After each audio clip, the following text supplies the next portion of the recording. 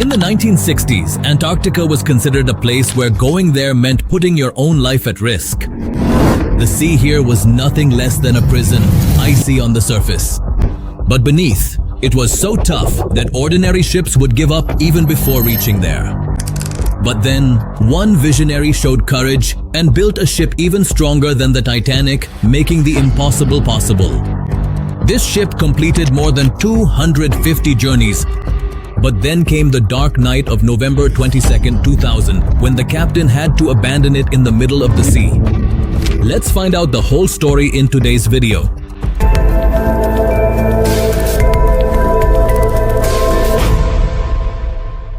At that time, just hearing the name Antarctica would make people shiver. The sea ice was so hard that no ordinary ship could sail there. Yet, there was one man who dreamed of making this impossible task possible. His name was Erik Lindblad. Erik. He was not an ordinary person. He thought, why not build a ship that could cross this terrifying icy path? A ship that could not only reach Antarctica, but also give people the chance to see this unseen world with their own eyes. It was like a dream. But Erik was determined to turn that dream into reality. After many years of hard work, finally a ship was built that was a miracle in itself. It was named Lindblad Explorer, which later became known as the MV Explorer. This ship was no ordinary cruise ship. Its design was so special that it could carve its own path through the ice. It was given an Ice Class 1A rating. This meant it was so strong that it didn't need an icebreaker. It was about 240 feet long and weighed over 2,300 tons. The ship was so massive that it could comfortably accommodate more than 100 passengers and over 50 crew members.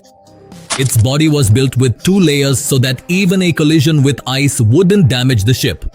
Its hull was so strong that it could move forward in icy seas without fear. The interior decor and amenities of the ship were also remarkable. There were comfortable cabins, a dining hall, and a lounge area for the passengers. Every corner of the ship was designed in such a way that it could provide people with the comfort of home even in the harsh environment of Antarctica. As soon as the MV Explorer began its maiden voyage, it became famous around the world. People started calling it the gateway to Antarctica. Everyone wanted to board this ship and witness that unknown world where human presence was almost non-existent. Every journey of the ship brought a new experience. The MV Explorer was not just a ship. It was a means to turn people's dreams into reality.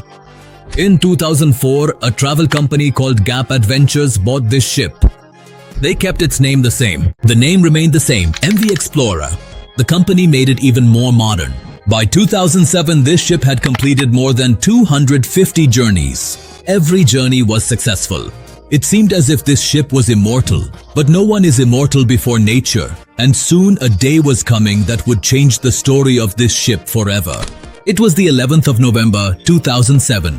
The MV Explorer was about to set out on yet another journey.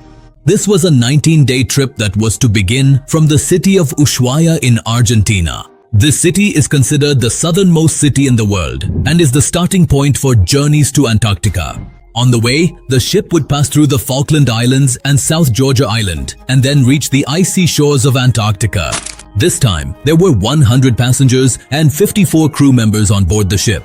Everyone wanted to witness the beauty of Antarctica with their own eyes. Everyone's faces were filled with happiness and excitement. The ship's captain was Bengt Wiman, an experienced captain. He had navigated the routes to Antarctica many times before. Everyone trusted his experience. The crew members were also experts at their jobs. It seemed that this journey would be as successful as the previous ones. But fate had something else in store. By now, 11 days of the trip had passed, and it was the evening of November 22nd, 2007. The sun was slowly setting. The MV Explorer was now entering the icy region of Antarctica. There was ice everywhere, in all directions. As beautiful as this view was, it was equally dangerous. Captain Wiman informed the passengers, "We are now entering the icy region. You will hear the sound of ice hitting the ship, but there is no need to worry." He reduced the ship's speed to just 5 knots, which is about 10 kilometers per hour. The ship was slowly moving forward, cutting through the ice. Night began to fall. Most of the passengers went to their cabins to sleep. Everything seemed normal, but suddenly, In the silence of the night, a loud noise echoed. The ship jolted and then came to a stop. Some people thought that maybe the ship had collided with a large chunk of ice. Some people kept sleeping, completely unaware of what had happened. After several attempts, the captain managed to restart the ship and it began moving again. No one had any idea that a crack had formed in the ship's hull, and through that crack, seawater had started seeping into the ship. A little while later, the passengers staying in the lower cabins woke up. Water was filling up their rooms. At first, they thought it might be a minor leak, but when the water started rising rapidly, a sense of fear spread. People began screaming and shouting. Everyone quickly grabbed their belongings and life jackets and rushed outside. By now, water had spread to many parts of the ship.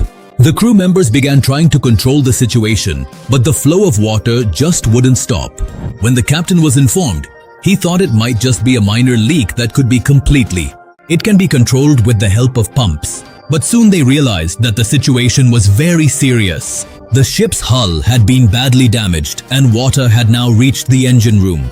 Captain Wyman immediately made a decision and ordered the ship to be evacuated. The crew members were instructed to get all passengers to the lifeboats. But the water in Antarctica is so cold that even staying in it for a few minutes can be fatal. Staying in the lifeboats for a long time was also a major risk. Still, there was no other option. The captain immediately sent SOS signals to two nearby ships, the National Geographic Endeavour and the Nord. Both of these ships were present in the area and their help was now the only hope. But it was going to take time for help to arrive, and with every passing minute, the situation was getting worse. The ship's engine room was now completely filled with water. The ship's power also went out. The lights went out, the motors stopped, and darkness fell all around. The MV Explorer was now slowly starting to tilt. Everyone was under a shadow of fear. The crew members did not lose courage. They began trying to manually restart the engine. After several failed attempts, the engine finally started. It was a small victory, but it bought them some time. The captain sped up the evacuation process. The 4 lifeboats on the ship were prepared. Passengers were quickly made to wear life jackets and were seated in the lifeboats. The cold was so intense that people were shivering, but their fear overshadowed the sensation of cold. Children, the elderly, and young people all were given space in the lifeboats. Some crew members and the captain stayed on the ship until the very end, trying to see if the ship could still be saved. But the flow of water was so strong that saving the ship had become impossible. Eventually, the captain and the remaining crew members also had to leave the ship and board the lifeboats. Now more than 150 people, passengers and crew, sat in the lifeboats under the open sky, surrounded by cold winds and icy water, watching with their own eyes as the MV Explorer sank. Darkness all around and only the sound of the waves. No one knew when help would arrive or if it would come at all. For the people sitting in the lifeboats, time seemed to stand still.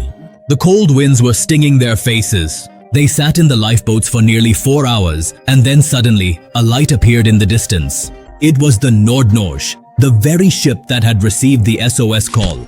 As soon as the Nordnorge came closer, a glimmer of hope appeared on people's faces.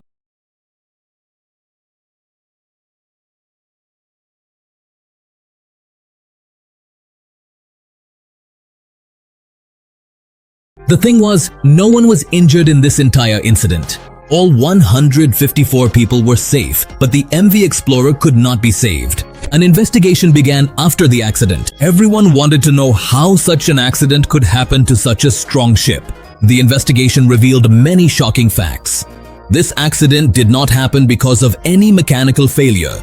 In fact, the ice that Captain Wyman thought was new and thin was actually many years old and extremely hard.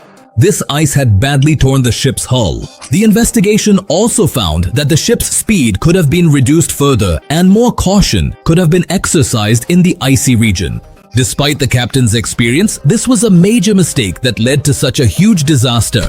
Today, the body of the MV Explorer lies at a depth of 1,300 meters in the ocean, about 25 miles from Penguin Island. It will never return now. The sea has embraced it, but its story is still alive today. In the cold winds of Antarctica, the echo of that ship can still be heard. A ship that gave new wings to human courage and dreams. Have you ever wanted to travel to Antarctica? Be sure to let us know in the comments. If you like this video, please like and share it, and subscribe to the channel for more such informative videos.